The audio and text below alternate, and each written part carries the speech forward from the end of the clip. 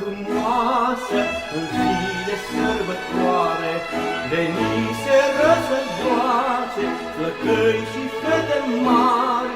Femei cu prunci în brațe priveau de surumbrari, bătrânii pe la mese ciocneau cât un pahar.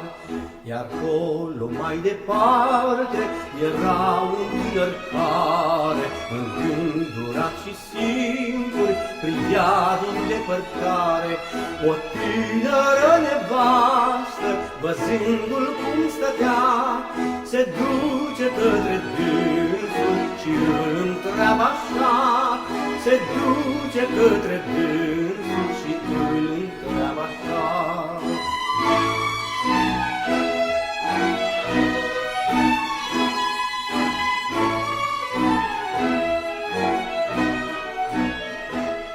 De ce stai trist, băiete, și nu învârtești ora? O fată frumușică, așa cum e Tudora, sau Sanda sau Ruxandra, din satul cel vecin. Să uiți de supărare, să uiți de altă chin, să uiți de supărare, să uiți de altă chin. Nici Sanda, nici Ruxandra, nici scumpa Marioara și nici o altă fată nu-mi stinge inimioara, căci alta mai frumoasă, Smaranda lui Novac, mi-a ferecat iubirea, de nu pot să o desfac. Azi n-a venit la fore, stă tristă în cerdac.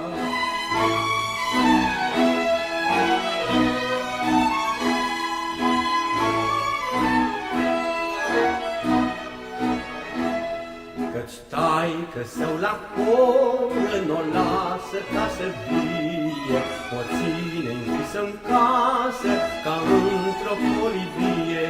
De teamă că Smaranda, frumoasă cum e ea, să nu fie furată de către cineva, că știe că mi-e dragă și vreau să fie a mea. De teamă că Smaranda, frumoasă cum e ea, să nu fie furată de către cineva.